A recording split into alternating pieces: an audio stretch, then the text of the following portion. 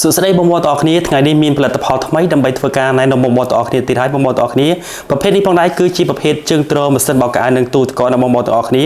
វ៉ាវប្រភេទនេះគឺពិតជាពិសេសខ្លាំងមែនទែនបอมបอลต่อគ្នាជាប្រភេទ Inox 8 ដើមបอមបอลต่อគ្នាធានាថាទ្រទម្ងន់បានធ្ងន់មែនទែនបอมបอลต่อគ្នាហើយមិនត្រឹមតែប៉ុណ្ណោះទេប្រភេទនេះផងដែរគឺពិតជាពិសេសខ្លាំងមែនទែនបងប្អូនទាំងអស់គ្នាឥឡូវនេះខ្ញុំបង្វិលជូនបងប្អូនទាំងអស់គ្នាមើលគឺមានថែមជាមួយនឹងប្រភេទកងតាន់ចំនួន4គ្រាប់បងប្អូនធ្វើការផ្លាស់ទីបានណាបងប្អូនទាំងអស់គ្នាពិសេសខ្លាំងមែនទែនកងនេះនៅពេលដែលបងប្អូនទាំងអស់គ្នាចង់ផ្លាស់ទីបងប្អូនទាំងអស់គ្នាគ្រាន់តែបើកហ្វ្រាំងកងនេះមកគឺអាចធ្វើការផ្លាស់ទីបានហើយបើសិនបងប្អូនទាំងអស់គ្នាចង់ទុកនៅធម្មតាវិញបងប្អូនអាចធ្វើការកឹបហ្វ្រាំងវិញបានកុំឲ្យ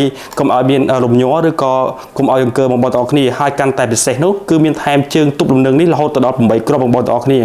វ៉ាវពិសេសខ្លាំងមែនទែនអញ្ចឹងបើសិនបងប្អូនទាំងអស់គ្នាមានតម្រូវការចង់បានជើងទ្រម៉ាស៊ីនបោកកៅអៅឬក៏ទូទឹកកកដែលក្រាស់រឹងមាំមានជើងទប់លំនឹង8គ្រាប់មានកងតាន4គ្រាប់និងជាប្រភេទ Inox បងប្អូនទាំងអស់គ្នាអាចធ្វើការទៅលេខទូរស័ព្ទនិងទីតាំងដើម្បីធ្វើការបញ្ជាទិញបានណាបងប្អូនទាំងអស់គ្នាគម្រោងចាំយូរបងប្អូនទាំងអស់គ្នាចំនួនមានកំណត់ណាបង